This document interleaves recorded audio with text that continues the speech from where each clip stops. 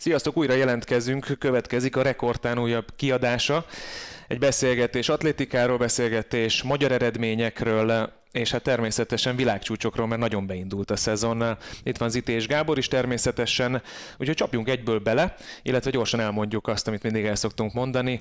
Nagyon sok felületen megtaláltok minket, értelemszerűen a YouTube-on, ahol ezek a beszélgetések hétről hétre jelentkeznek, de abban az esetben, hogyha feliratkoztok, akkor Facebook, Instagram, YouTube, ugye? Patreon. És hát a Patreon ez egy nagyon fontos kérdéskör, mert ugye szeretnénk kicsit kibővíteni a repertoárt, és ennek az egyik eszköze az lenne, hogy újabb jogokat veszünk, élő közvetítési jogokat. Ugye előző héten is 2 versenyt tudtunk közvetíteni, azt gondolom, hogy elég jó kis versenyek voltak, és terveink között szerepel az, hogy minél több versenyt el tudjunk juttatni hozzátok, ehhez viszont kérnénk a segítségeteket, és segíteni pedig kétféleképpen lehet. Egyrészt a Patreonon lehet támogatni minket, vagy pedig a YouTube-on lehet még szuper köszönet. Szuper köszönettel. És tagsággal, ugye? Tagság is, szuper Bár köszönet. tagunk még nincs, de hát ha egyszer ez is megtörténik.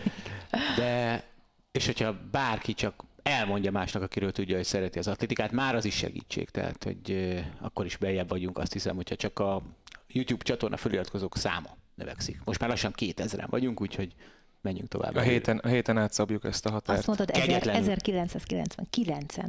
Igen. Tehát egy főre most még valaki most megnyerheti a 2000-es rajtszámot.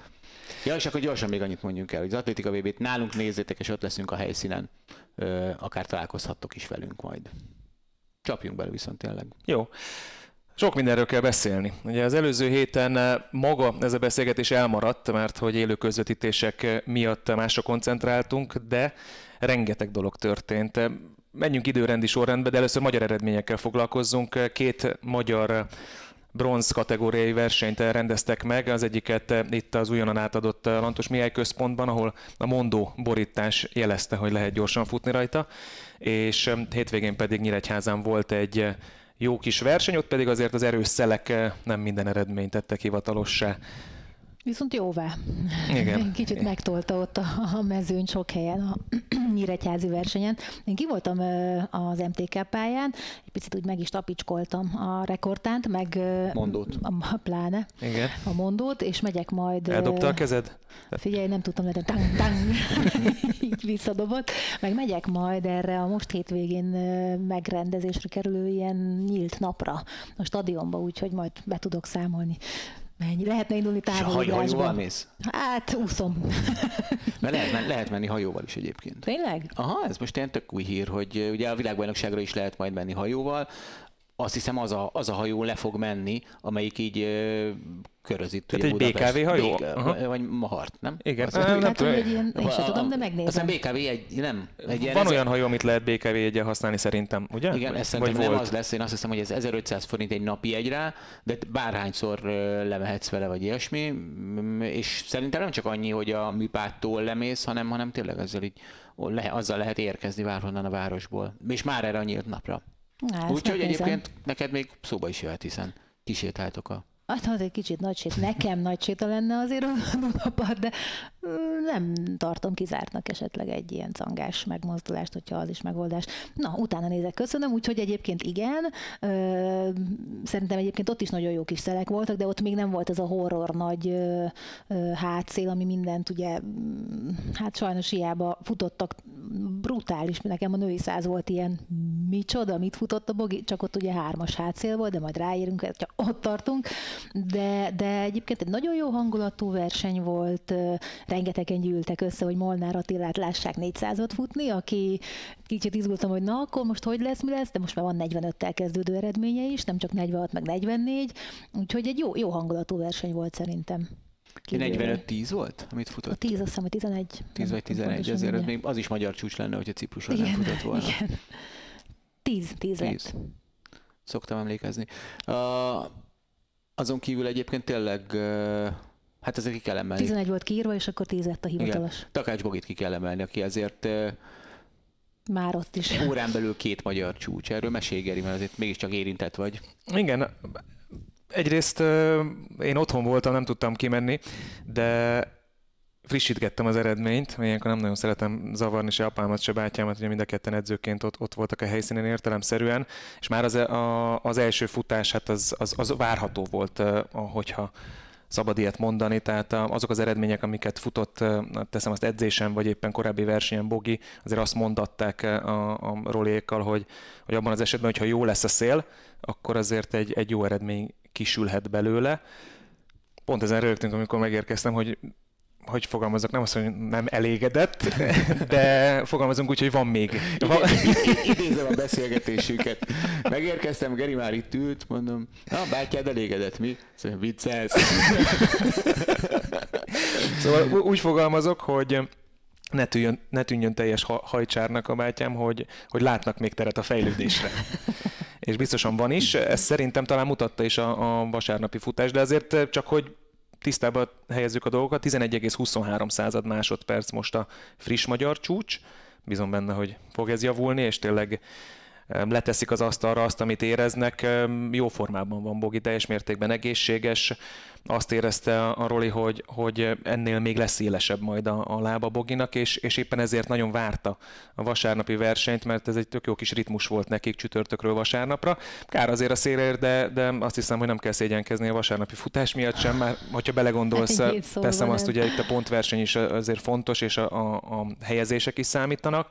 Az pedig, hogy 200 méteren mit futott, hát az talán jobban meglepte őket.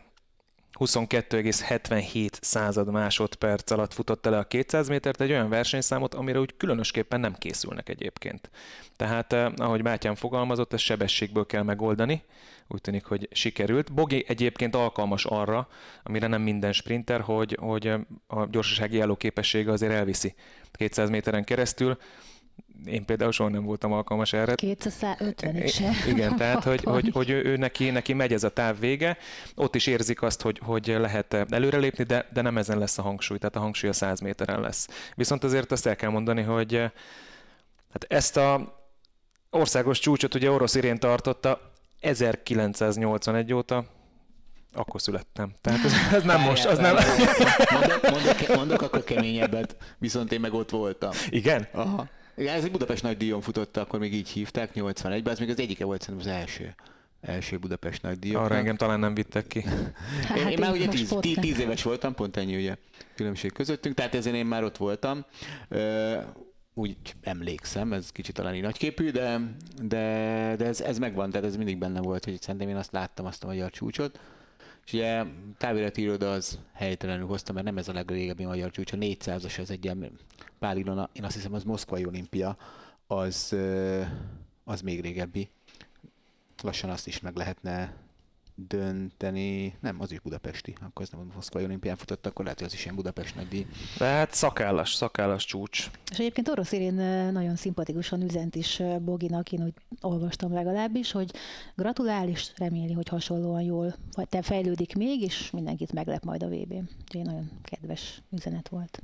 Igen, én azt gondolom, bár ilyen időeredményekről sosem szoktunk beszélni Bátyámmal, mert veszélyes szakma, de a mi szakmánknak talán egy kicsit jobban része, hogy az, amit mondjuk a nagy szélben futott Nyíregyházán, az könnyen lehet, hogy elérhető neki rendes körülmények között tudod, is. Én mindig azt mondom, hogy hogy volt pont, amikor mielőtt bejöttünk, akkor beszéltük, hogy volt egy sákári futás, ami 10-50 környékén volt, de az valami 6-os, vagy nem tudom, mekkora szélben volt. Most egy 3,1-es vagy 3-os volt az a futás alatti szél.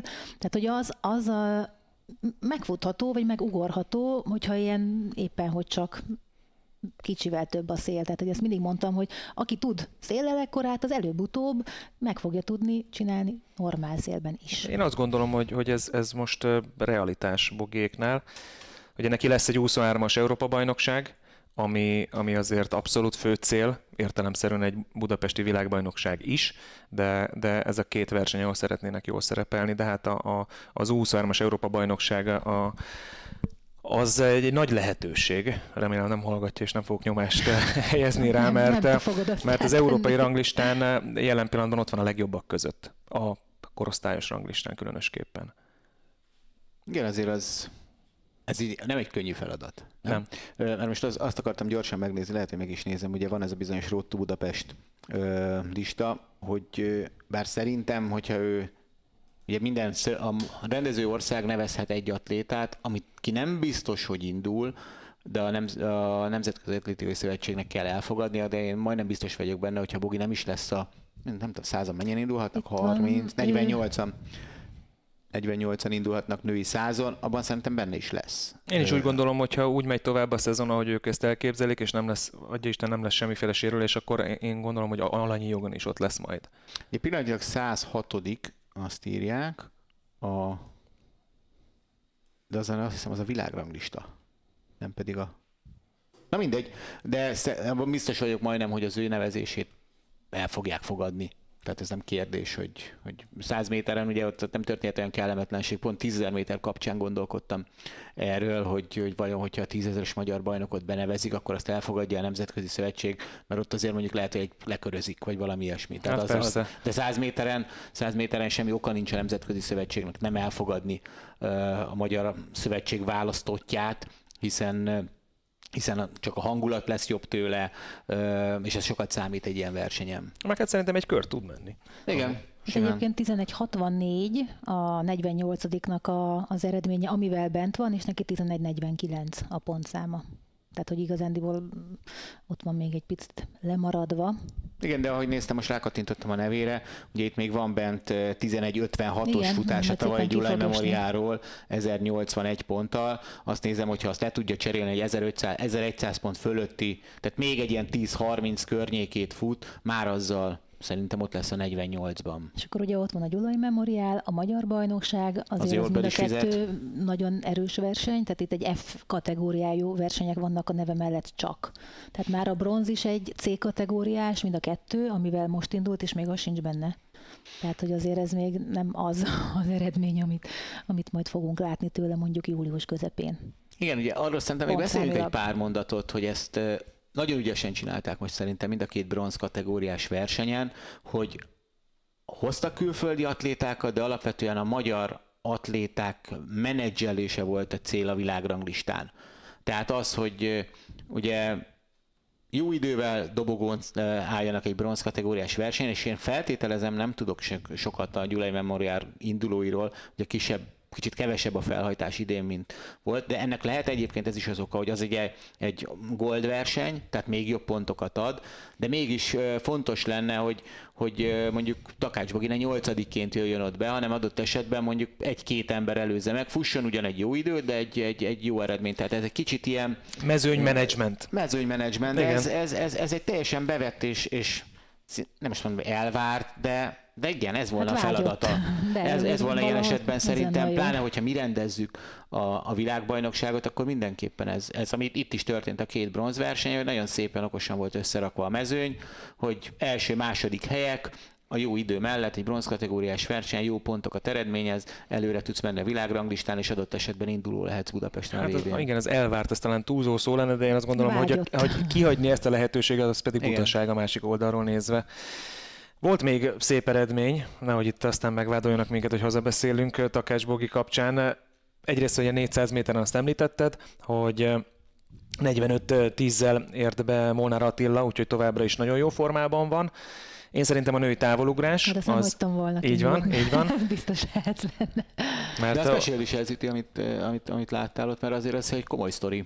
Hát szerintem az egyik fő látványossága az volt egyrészt, mert aránylag tovább tartott, mint mondjuk egy 400 méter, vagy egy 200 méter, tehát hogy ott ugye 3-an voltak a magyarok közül, akik közül azon a napon éppen Bánhidi Farkas Petrának nem úgy jött össze, neki a következő verseny sokkal-sokkal jobban sikerült, viszont Lesti Dia és Gulyán Anasztázia elképesztő formában ugrott, de tényleg, tehát volt mind a kettőjüknek szerintem olyan ugrása, ami bőven megdöntötte volna a magyar csúcsot. Úgy, hogy Dia 6.75-öt ugrott végül, és volt 6.72-es ugrása is, amit hát szerintem nagyon-nagyon Majd, hogyha megugorja rendesen, és meg lesz az a centi, amit ott ugrott, azt nagyon bánhat. Egész egyszerűen olyan volt, mint hogyha ugye repül az ember, tehát nagyon nehéz ezt, hogyha valaki mondjuk ugrik 660-650 környékén, ahol díja is, mert a 675 neki azért egyéni csúcs volt már most, és ez egy sokkal nagyobb ugrás volt. Tehát, hogy az IV-ből lehetett ott azt látni, hogy aki majd szépen le fog esni, hogy te jó ég hová fog. Na azt meg is csinálta, csak ő meg belépett. Tehát, de nem annyit, amennyivel nagyobb volt az ugrás, tehát hogy mind a kettőjüknek ilyen, az utolsó ugrása ilyen döbbenet nagy volt, de Dia lerakta a lábát, tehát ott, ahol egyébként ugye van ez a, nem akarok butaságot mondani, dinamikus sztereotípia, amikor beépül az agyadba, hogy a mozgás, amit 10 éve keresztül csinálsz, az ugye ez van, tak, és ott teszed le a lábad, és ő ott letette a lábát, holott, ott ő még utána borult előre, mert a lendülete, meg a maga az ugrás távolsága, az nem ott esett volna le, csak ő addig úgy, nem tudom, bemérve, és akkor úgy ott valahogy tudat nélkül, mert ott már az ember csak csinálja, amit automatikusan szokott. Mind a ketten azért ugrottatok távol, nem? De nézek rátok. Hát azt azért nagy képviség volna távolugrásnak nevezni, de... De hogy ez így működik, az én esetemben nagy sebességgel elszállt egy homokzsák, tehát 7-19 egyébként, igen, nem olyan rossz. Tehát, hogy elugrasz, és ott már csinálod azt, amit éveken át gyakorolsz, nem gondolkozol, tehát, hogy ott belenyúlni... Az éveken át gyakorolsz, az a sok munka, amit beletettünk. Szóval lényeg az, hogy mind a kettők elképesztő formában voltak, és valami iszonyat jó verseny is volt. Tehát tényleg lehet baromi nagyot ugrani az új VB pályán is, mert ugye ugyanaz a mondóborítás lesz majd ott is. Gyorsan is futni, szerintem mi kell ennél több. Legyünk ott minél többen, ennyi. És szerintem még azért illik megemlíteni Kerekes Grétának az idejét, 12,96 másodperc az idei legjobb időeredménye. És aztán 12.93 tegnap. Így van. Egyéni csúcsbeállítás. Így van, úgyhogy ő is nagyon jó formát mutat. Van bármi más, amit a csütörtöki versenyről el akarunk mondani? Gondolkodom. Mert így... Szerintem így azzal nagyjából jók vagyunk így hirtelen. Hát, hogy jusson idő másra is, igen, csak azért azt akartam még megnézni, hogy Gréta egyébként, benne van a tegnapi eredmény, hogy május 27, június 3, június 5, tehát a tegnapi eredményen nélkül is már 32. volt, és ugye 40-en indulhatnak 100 gáton, tehát ott bízunk benne, hogy két induló az... Eléggé kinéz. Igen. Neki nem tudom még egyébként az utánpótlás csúcsokról gyorsan, vagy pedig azt ugye, hogy volt? Női 100-on volt? Vagy 200-on? 100-on volt a budapesti versenyen. Igen, ugye Súlyán Alexa volt az, aki 200 méteren futott. Meg 100-on. 100-on is, ugye? Igen, tehát jól emlékszem, 100-on 11.38, Kocsis Anna Luca volt az, aki 100-on futott, korosztályos csúcsot, és utána a 200, amit te mondasz. Tehát két különböző fiatal is ért el eredményt. Az egyik szolnoki, Máv SL, másik pedig gödöllői Mategáac. És hát ugye ez azért megint csak, amiről már beszéltünk egyszer, a női váltó, azért így, hogy most már hogy tartunk, hogy most már 11-40-en belül vannak 3-4-en lassan. Jó sokan, és akkor még ugye Nasztiról például nem is beszéltünk. Kozák Luca. Tudja, hogy ő például vállal ilyet. Igen, Nasztinak a síkformája az rendben van a hírek szerint, úgyhogy tényleg nagyon-nagyon ígéretes ez a női 4x100, azt gondolom, és komoly országos csúcsjavítási lehetőség van azok után, hogy már egy komoly országos csúcsot futottak. Akkor nemzetközi verseny, illetve a Diamond League? Hát még azt azért meséljük el, hogy Bogi 11-10-et futott. Tényleg, a második verseny, mert azt itt körbe mentünk, de nem mondtuk ki szerintem az eredményt. Ugorjunk vasárnapra. 11-10, hát erről is beszéltünk itt az adás előtt, hogy frissítgettem az eredményt, és egyszer csak egy 11-10 jött szembe, én is, aztán sajnos megláttam a szelet. 3,3 méter per szekundumos hátszél volt, úgyhogy nem lett ez új országos csúcs, és szintén futott 200 métert Bogi, ott pedig ráadásul nyert, ami azért fontos a helyezés szempontjából. Itt a kvalifikációs rendszerben 23,1 másodperc lett egyébként az időeredménye. Ez volt a vasárnapi versenyen mutatott teljesítménye Boginak.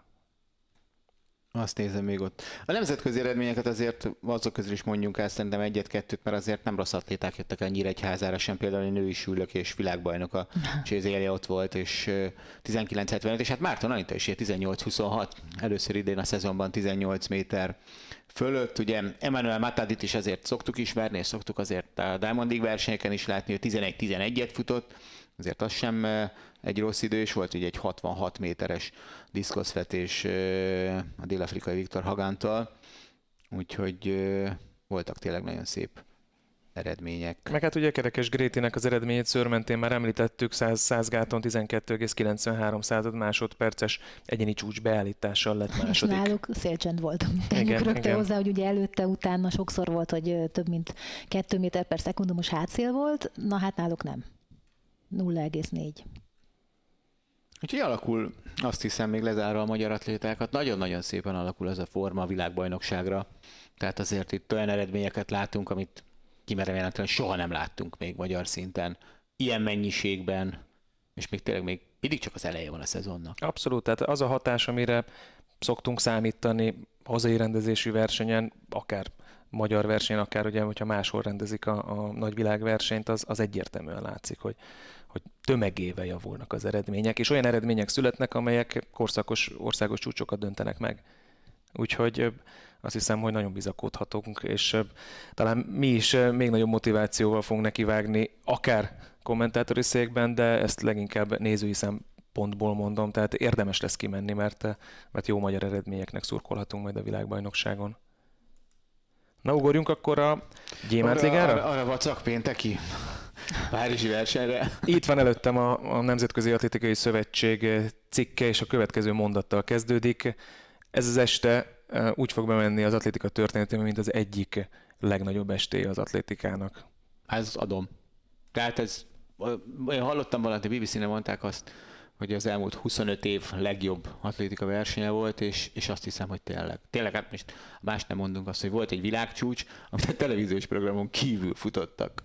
Tehát, valószínűleg egyébként ezt úgy gondolják, mert azért, hogyha a világbajnokságban gondolkozunk, szerintem adjaig lesz ilyen este, talán még a budapesti világbajnokságon is, és ha visszamegyünk az időben, persze voltak hasonlóan nagyra szóló eredmények, de ez egy egynapos verseny azért. Egy egynapos versenyen belül 3 ilyen eredmény, az tényleg rendkívül ritka. Ez egészen elképesztő volt. Ugye nyilvánvalóan nem lehet nem említést tenni, mivel ugye mindegyik világcsúcs, ugye közép-hosszú távfutásban született a cipők szerepéről, de ez nagyjából most mindegy. Utolérte az atlétika vagy a közép-hosszú távfutás a 90-es évek végét. Azt lehet mondani, akkor töltek ugye a rekordok, most tényleg. Hát itt tömegével valami egészen elképesztő. Persze, ugye nem csak a cipő, hanem ez a Wavelight technológia is ugye a közép-hosszú távfutóknak azért sokat segít, ugye az ez a fény, ami ugye... Fénynyúl. Fénynyúl. Fénynyúl. Igen, de ugye azt ne felejtjük, hogy az a nyúl, akit le tudsz hagyni. Tehát, hogy ugye annak a szerepe azért persze számít, és például Faith Kipyegon Firenzei, amiről nem is beszéltünk, hiszen múlt héten nem volt podcast Firenzében, ugye Faith Kipyegon megdöntette az 1500 méter világcsúcsát, a nőknél elsőként futott 3:50-en belül, ott számított a technológia, mert ott én láttam, ahogy lenézett a fényre 400-al a vége előtt Faith Kipyegon, és futott egy 60 másodpercen belüli 400-at. De mondjuk Jakob Ingebrigtsen, vagy Lemecek Girma is a fény előtt futott, tehát nem nézgetett így hátra, hogy hol jön a fény, vagy ilyesmi. Tehát hát tudta, hogy belül van. Tehát azért az is szerintem pozitív, hogy nem kell még nagyon extrán rágyorsítani, mert jó vagyok. Igen, ez igaz, hogy nem kicsit látta a fényt. Hogy mivel nincs itt, akkor vagy ott a fény javulhatott volna, mert neki nyulasztak, nem? Igen, egyébként kellett volna kicsit csalni. Figyelj, akkor amúgy itt van, mi lett volna az a következő év. Majd erről beszélünk, mert Lemecek Girma azért nem akár hogyan futotta ezt a világcsúcsot, tehát ő benne lehetett volna még, hogyha ez egy kicsikét okosabb futás talán, ő ott, amikor lehagyta a nyulat, bár meséljem? Abszolút, ugye 3 eredményről van szó, Faith Kipyegon, Lemecek Girma és Jakob Ingebrigtsen futásairól. két versenyszámban azért számítani lehetett arra, sőt, hát ugye ki volt hegyezve erre ez az este, hogy ott megpróbálják a világcsúcsot. Kipjegon egyébként utólag azt mondta, hogy ő nem foglalkozott ezzel, egy jót akart futni, és egy egyéni csúcsot akart futni, de világcsúcsban ott abban a versenyszámban nem gondolkozott. Nem, hát ugye Kipjegon, akkor kezdjük vele. Ugye az 1500 méter után megdöntötte az 5000 métert, és egy elképesztő sztori tulajdonképpen az egész. Ugye volt 3 nyúl, rendben vezettek 2 kilométerig. Ugye ott volt a világcsúcstartó Gidi a mezőnyben. Gidi ugye nem olyan hajrás, mint Fejt Kipjegon. Tehát 2 dolgot tudott tenni, vagy úgy tudta volna legyőzni, hogy lerázza. Ezért gyorsan kellett futnia.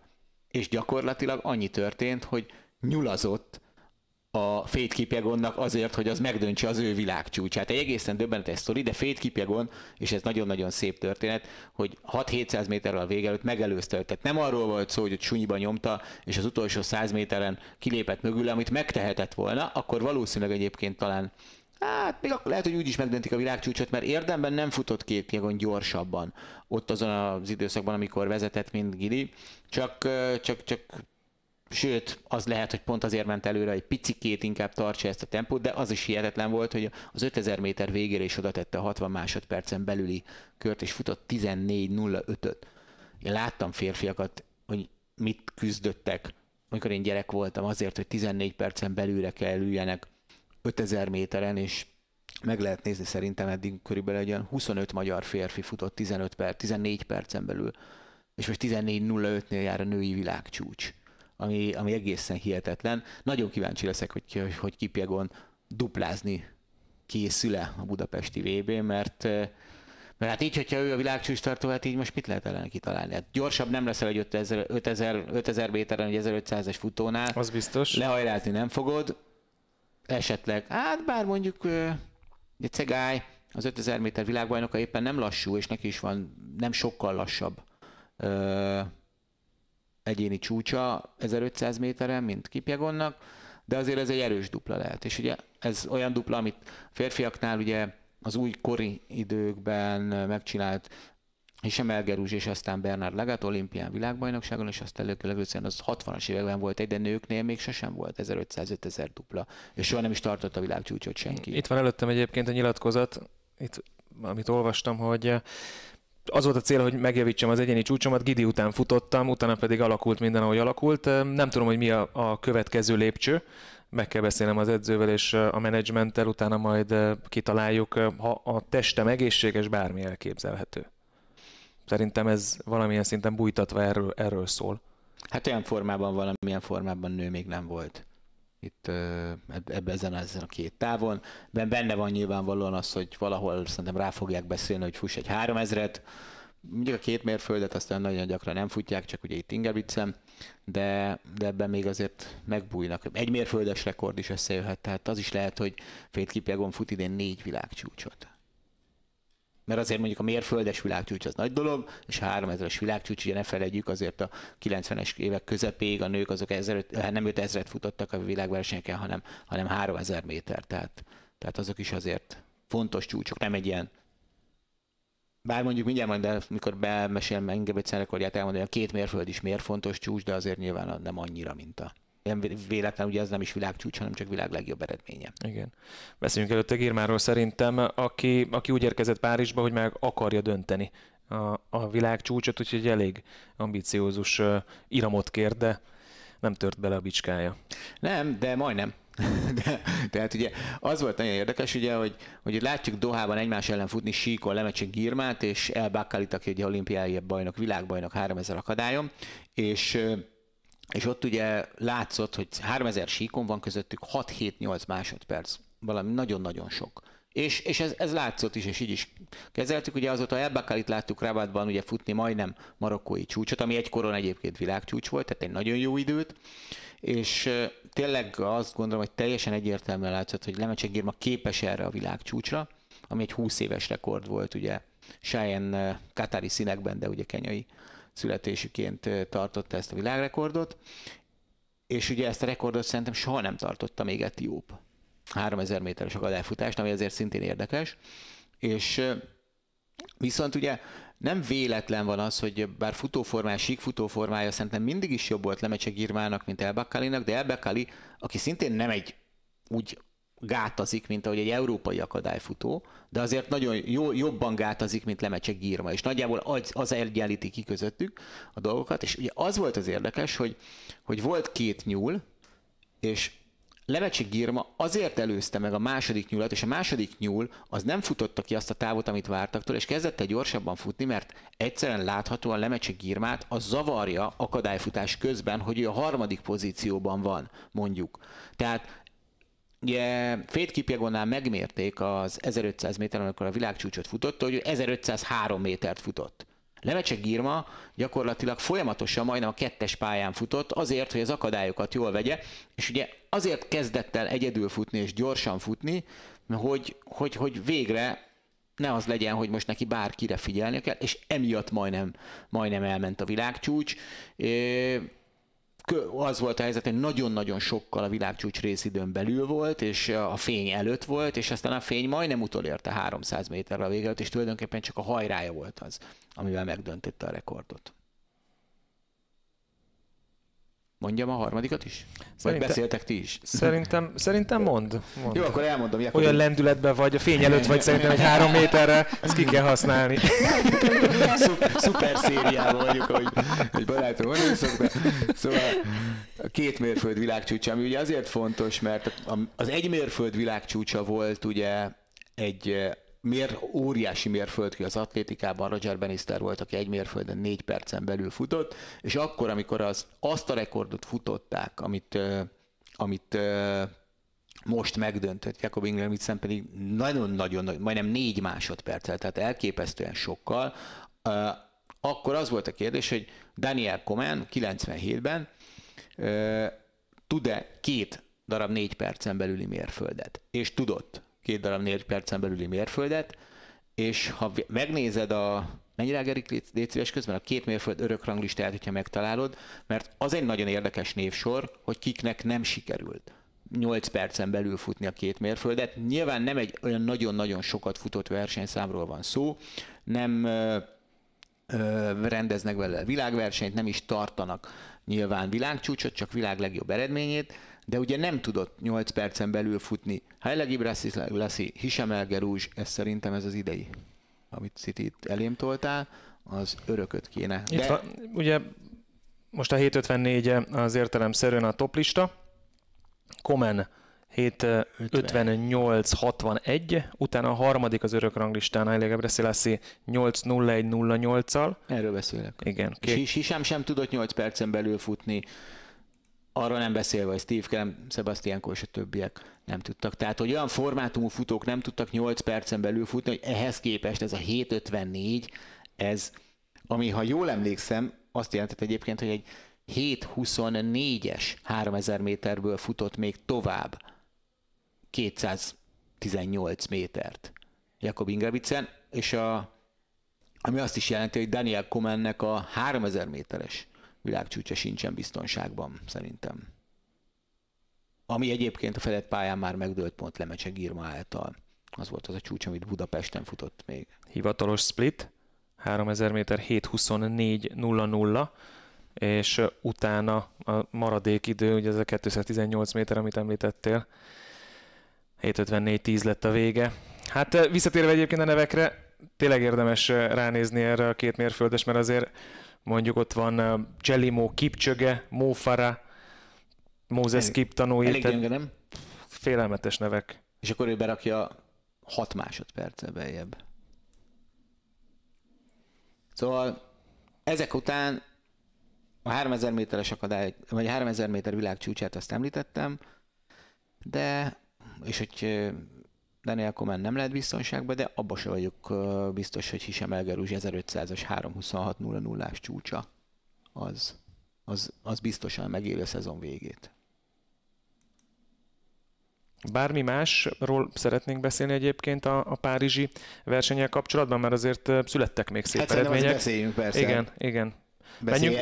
Menjünk versenyszámonként, akkor én kezdem a férfi 100 méteren. Szembeszélben, majdnem egyes szembeszélben, ami azért akár több mint egy tizedet is számíthat. Noah Lyles, a 200-as specialista nyert, 9,97 másodperc, afrikai futókat vert meg, Omanyala és Tebogó volt ott a mezőnyben, illetve az a Johan Blake, aki ugye minden idők egyik leggyorsabb sprintere, mint 100-on, mint 200-on. Noah Lyles-nak a formája továbbra is bíztató, mert azért ezt mondjuk ki, hogy 200 lesz. Mit gondolsz Jacobsról? Hát 10-20? Vagy mennyi volt? Nem, 10-21. Nem tudom, hogy mennyi információnk van azzal kapcsolatban, hogy mi zajlik a háttérben. Hát tehát, sérült igen, volt, vagy de sokáig tolta, nem? Tehát, abszolút. Tehát, hogy még mindig nem a legjobb. Igen, de az mondjuk egy érdekes kérdés, hogy egy olimpiai bajnok odáll, és egy 10-21-el ér célba, tehát hogy azért az ő lehetőségei feltételezhetően megvannak arra, hogy elég jól belője azt, hogy körülbelül milyen állapotban van, mennyire szabad vagy nem szabad odállni rajthoz. Nem értettem én se. Tehát, hogy ez nem úgy 10, a végét elengedte egy kicsit. Persze, de 10-10-nél, ha aztán meg kifolyik, se futott így volna van, jobban. így van, tehát ez a lényeg, hogy oké, persze van egy kis kiengedés, de azért ez nem másodperceket jelent. És innentől kezdve merül fel a kérdés, hogy vajon mi van a háttérben, viszont ezt nem tudjuk pontosan. De emlékezz vissza, mondjuk a tavalyi világbajnokság éve is hasonlóan nézett ki, aztán nem volt versenyképes, amikor eljött a VB. Tehát sajnos ez benne van a levegőben, hogy megint egy ilyen kisebb-nagyobb sérülésekkel teletűzdelt szezon miatt nem lesz ütőképes formában, amikor ellövik majd a VB első körét, elődöntőjét, mert azért elég erős mezőny lesz, nincs annyira magasan a plafon, mint amikor Usain Bolt futott, de a mezőny sűrű. Tehát már egy elődöntőhöz, vagy egy elődöntőbe döntőbe kerüléshez is nagyot kell menni. Amit kérdezni akartam még a 100-zal kapcsolatban, az Blake, hogy az viszont nekem nagyon érdekes, hogy én úgy érzem, hogy Blake 60 méterig versenyképes. Igen. Most már több. És utána mi történik vele? Elfogy. De hát azért Blake 89-es születésű, tehát nem egy mai gyerek egyrészt, másrészt pedig azért nagyon messze van attól a formától, ami régen elvitte minden idők harmadik leggyorsabb embere 200-on talán. Hát volt ez az inkább ilyen másodvirágzás valahol, igen, nem? Tehát, igen. Nekem ő már annyira régi motoros, hogy még mindig ott van, az inkább az a pozitívum, nem az, hogy... Hát ilyen 2011 világbajnok a Tegóban ugrott ki Usain Bolt, és lett a világbajnok. Pont szombaton mesélted, hogy akkor megragadta az alkalmat, és ő lett, de hogy az már több mint 10 éve volt sprintben, az elképesztő, és ahhoz képest még mindig ott tud lenni valamilyen szinten. Na jó, de mondjuk nézd meg a 200-as idei legjobbját, odaállt edzésből szerintem Kingstonba. Persze megfújt őket egy szembeszél, de 21,66 másodpercet futott. Na most... Az 2 másodperce van a legjobbjától. Tehát pontosan erről van szó. Hát tehát ez a másodvirágzás, ez egy tökéletes kifejezés szerintem, mert 19-26-os egyéni csúccsal azért a 21-66 az olyan szinten lehet, pár dimenzióval. 200-on ezek után, de 100-on még igen. Igen. Hosszú neki már a 100 méter, van ilyen? Igen, csak a fedett pályás szezon pedig Jamaikán elég rövid. hogy 60-at fussál. Ott a fedett pályás létesítményépítése nem a legjobb ötlet, azt mondod? Beszéljünk a női 400-ról. Na, azt én nagyon vártam, megmondom őszintén, mert kíváncsi voltam, hogy fog szerepelni majd a 400 gátos világcsúcs tartó, és Sydney McLaughlin hát nem úgy szerepelt, ahogy én ezt elképzeltem a lelki világomban, mert ugye itt már az elmúlt hetekben értelemszerűen egyre több cikket lehetett olvasni, és egyre többen nyilatkozták azt, hogy na jó, ő lehet az, aki megdönti azt a nagyon-nagyon régi 400 méteres világcsúcsot, és megmondom őszintén, hogy nehéz ezzel vitatkozni azzal a 400 gátos egyéni csúccsal, amivel rendelkezik, a világcsúccsal. Ehhez képest nagyon-nagyon simán kikapott Magledi Paulinótól. 49-12-vel nyert a dominikai, és Sydney McLaughlin pedig 49-71-jel érkezett meg a második helyen. Ami egyéni csúcs. Persze, de nem nagyon fut 400 métert. Úgyhogy igen, és a másik viszont, hogy nem tudom valahol... Ő is tologatta, nem? Hogy ő tologatta. Is nem rögtön indult, hanem valami miatt mégsem. Egy hónappal ezelőtt volt az a verseny, amikor végül nem indult el, visszalépett. Igen, tehát ott is a háttérben biztosan van valami probléma, ami lehet, hogy késlelteti egyébként az egész munkát, és így a csúcsformába hozást is. A csúcsforma pedig... Hát, ugye, hát több mint 2 hónap még. Hát hogyne. Azért az nagyon sok. Valahol olvastam részidőket, és úgy emlékszem, csak nem találom most így miközben beszéltek, hogy 22 feles környéke, vagy vagy most nem tudom, hogy 22.30 vagy 22.70 volt, amivel kezdett. Nagyon gyorsan kezdett McLaughlin, bár az is igaz, hogy nem tudom megmondani neked, hogy mondjuk a 47, 60 a világcsúcs, ugye? Marita Koch, hogy ahhoz mennyivel kéne kezdeni? Na jó, de szerinted ezt itt akarta megfutni? Nem, tudom, nem, de hogy a futás az úgy nézett ki, ugye, hogy vezetett 340 méterig, mondjuk 280-nál már látszott, hogy nem ő fog nyerni, de addig ő vezetett, és utána egyszerűen nem bírta végig. Nem tudom, mindjárt megpróbál megkeresni a pontos részidőt. 47-60 egyébként a világcsúcs. Uh-huh. És Hát az azért futni kell. Igen, nem tudom, hogy 47-60-hoz mennyivel kezdesz. Hát lehet, hogy pont ennyivel egyébként. Csak akkor bírod a végét. És megnézték, hogy nem tudom, de elképesztő tempóval kezdett, de semmi ereje nem maradt a végére. De az biztos, hogy ugye azért a 400 gát ez egy ritmusfutás, és teljesen más ritmusa van értelemszerűen, mint a 400 méternek, tehát az könnyen elképzelhető, hogy azért szüksége lesz egy-két futásra, hogy belője magának is a tempót, bár azért feltételezem edzésen ezt modellezik. Én inkább azt gondolom, hogy az a késleltetett szezonkezdés, az lehet inkább a probléma, nem pedig az, hogy, hát meg hogy mondjuk még nem érzi akkor világcsúcsot futni, hogyha akar, akkor majd jelzi az eredményével. Igen, de szerintem is túlvállalta az elejét az aktuális formájához képest. Úgyhogy itt most az a kérdés, hogy azt gondolták, hogy van olyan formában, hogy ezt bevállalhatja, vagy pedig hibázott azzal, hogy gyorsabban kezdett, ezt szintén nem tudjuk. Na megvan a részéről, 22.66-tal kezdett, és erre egy 27.05-ös hát második 200. Igen, mert ugye igen. Csak még... nem 400 második felében. És ugye a Paulinho 23.43, amivel kezdett, majdnem egy másodperce le volt már, de 25.69 a második 200. És így lett 49 eleje neki. Neki 49.12. Most, hogyha 22.66-hoz hozzáadod, ugye a 25.69-et, az 47, az 48, 20, 48, 30. Tehát ez még... Tehát, hogyha egyelőre még ott tartunk, hogyha McLaughlin első 200-ához hozzáadod Paulinho második 200-át, akkor sem világcsúcs. Tehát akkor legalább ilyen gyorsan kell kezdeni egyébként. Azért igen. Az kiderült, hogy akkorát talán nem tud valaki menteni a második 200-al, hogy ne így kezdjen. Igen. Csak ezt meg ő még nem bírja végig. Igen, szóval ez... Na, majd beleásom magam, mert egyébként ez egy jó kérdés, hogy mondjuk Marita Kochnak milyen részidőkkel jött össze ez a futás. Majd ezt megnézem, szerintem nem most így élőben. Bármi más, ami egyébként a Párizsi Golden League-el kapcsolatban, illetve Gyémánt Ligával kapcsolatban? Hát szerintem még gyorsan említsük meg férfi 110 gátat, 13 másodpercen belül Grant Holloway, azt szerintem mindenképp érdekes, és Kelly Hodgkinson női 800 méteren egyéni csúccsal 55-77-tel debütált. Ügyességi számok közül, Ziti? Hát volt 2 méteres magasugrás, én azt gondolom, hogy az meg ugye korábban is 2.01, ez Mahucsik volt, most azonban egy... Olislager. Igen, ausztrál hölgy idei legjobbjával, illetve Angelina Topic, Dragutin Topic lánya ugrott új szerb csúcsot, a 197-től ott így láttam a közösségi oldalakon, nagyon örültek meg. Hát a férfi távolugrás szerintem érdekes volt, ugye Tentoglou nyert 8-13-mal, de csak 2 centivel verte meg a svájci Ehammert, aki ugye 10 próbázóként indult most is távolugrásban, és 8-11-el a második helyen zárt. Ha viszont több próba, akkor azt mondjuk el, hogy megdőlt a német 10 próba csúcs. 8836 pontot teljesített Leo Neugeberger, és ugye nem akárkinek a csúcsát döntötte meg, 37 éves rekord volt, Jürgen Hingsen, ő még Daley Thompsonnak volt a nagy ellenfele. Mindig kikapott tőle, de ő volt az egyetlen, aki Daley Thompson tudta szorongatni, és ő tartotta 37 évig a német csúcsot. Azóta ugye volt német világbajnoka is a számnak, és mégsem dőlt meg a német, sőt Európa bajnoka is bőven. Tehát erős volt a német többpróba, de Hingsen rekordja a hétvégéig nem dőlt el, de Leo Neugeberger megdöntötte azt 8836 ponttal.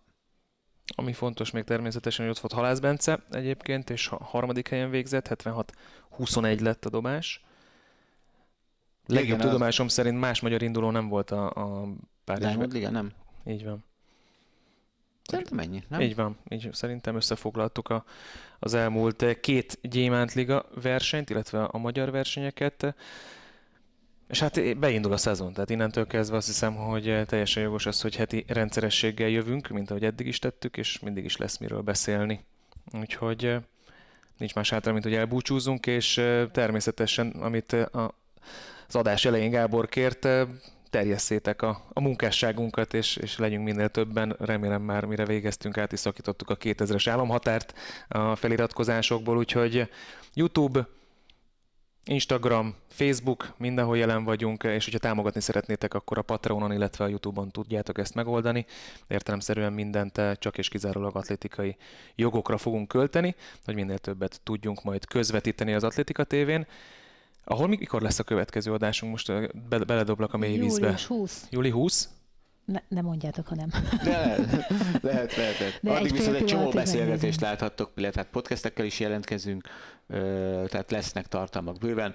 Hát azért mondjuk el, mert múltkor a Huelvai adás során azért volt idő arra, hogy egy kicsit belemenjünk az ITI projektbe, hogy milyen vendégekkel szolgálsz majd itt hétről hétre a hosszabb beszélgetések során. Hát rengeteg tervem van.